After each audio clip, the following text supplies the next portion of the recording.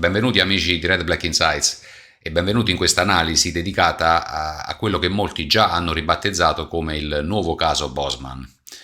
Oggi esploreremo i contenuti della sentenza della Corte di Giustizia dell'Unione Europea sul caso Lassana Diarra, un verdetto che segna l'inizio di una nuova era per il calciomercato internazionale, mettendo in discussione le fondamenta stesse del potere della FIFA sui trasferimenti. Il 4 ottobre 2024 è una data destinata a restare nei libri di storia del diritto sportivo.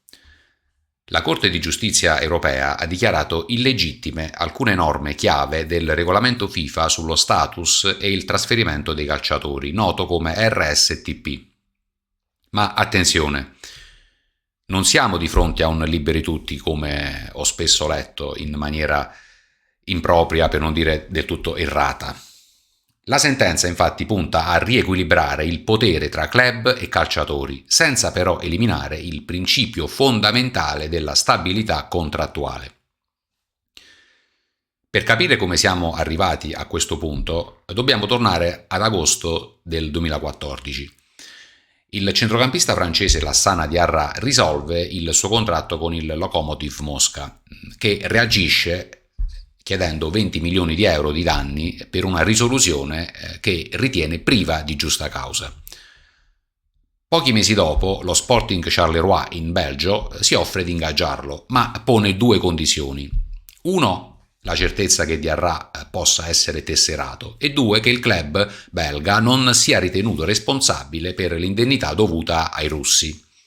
La FIFA e la federazione belga però negano queste garanzie, bloccando di fatto la carriera del giocatore.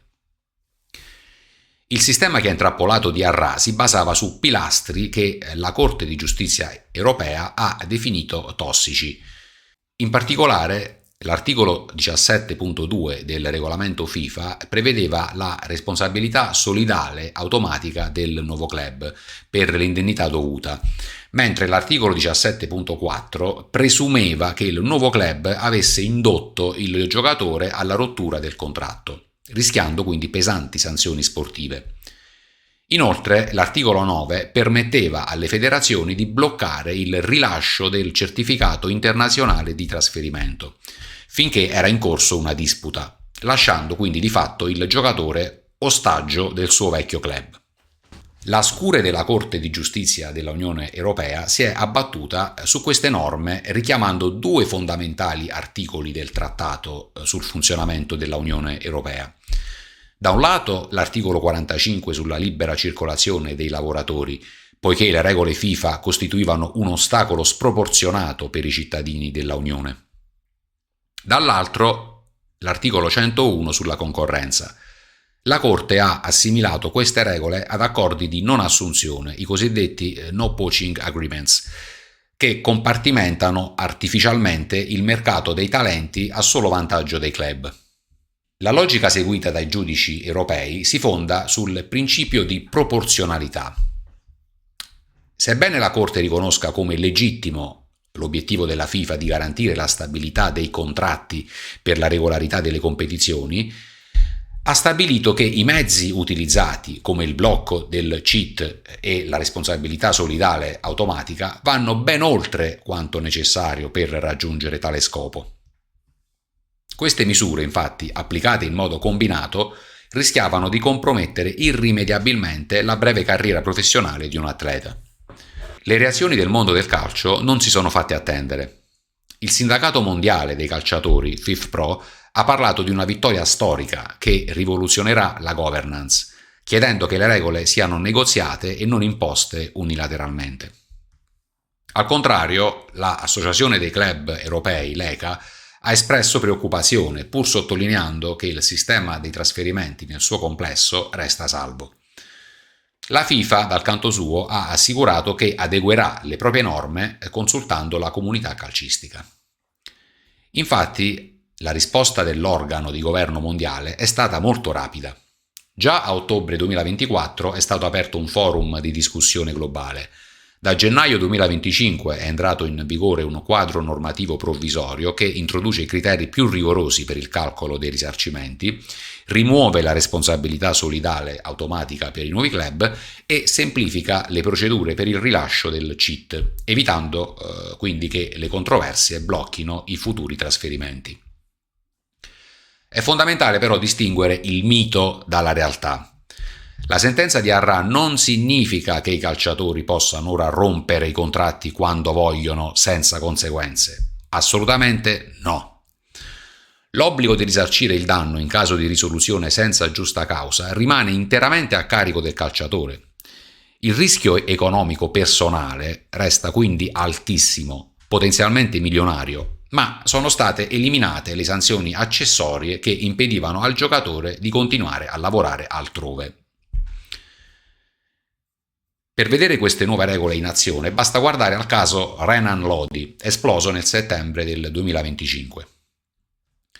Il terzino brasiliano ha notificato la risoluzione unilaterale del contratto all'Al Hilal in Arabia Saudita, dopo essere stato escluso dalla lista per il campionato nazionale.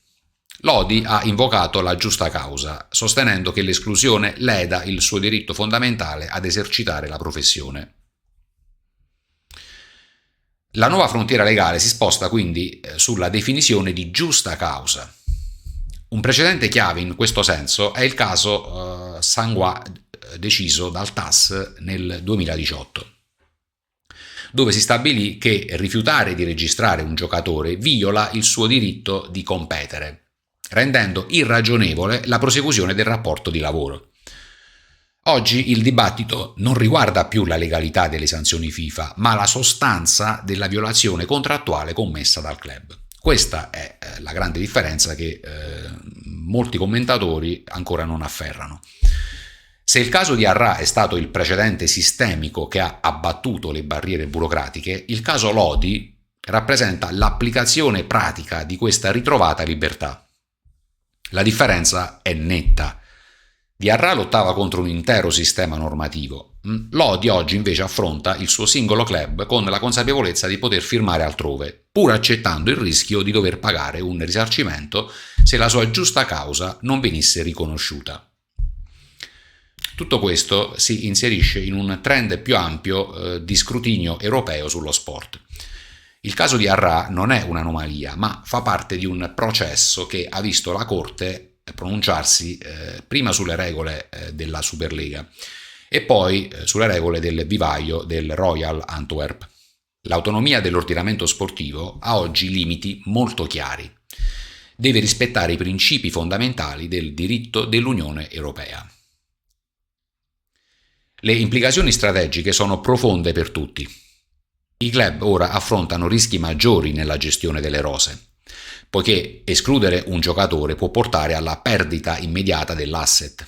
I calciatori e i loro agenti godono di un potere negoziale aumentato, senz'altro, potendo usare la leva della risoluzione se messi ai margini, ma dovendo accettare il rischio di un eventuale risarcimento da dover pagare. Questo è sempre bene da tenere in mente. La FIFA ha l'urgenza di creare un quadro normativo globale che sia finalmente conforme ai principi di diritto civile e della concorrenza. In conclusione, siamo entrati in una nuova era, in cui il potere è stato riequilibrato. Il calciatore non è più visto solo come un asset finanziario, ma come un lavoratore con diritti tutelati. La stabilità dei contratti non si basa più sulla paura di sanzioni punitive e sproporzionate, ma sulla correttezza e sulla buona fede nella gestione del rapporto di lavoro. È la fine dell'eccezionalismo sportivo. Il calcio deve ora operare in un ambiente più trasparente, competitivo e soprattutto soggetto alla legge e al diritto comunitario.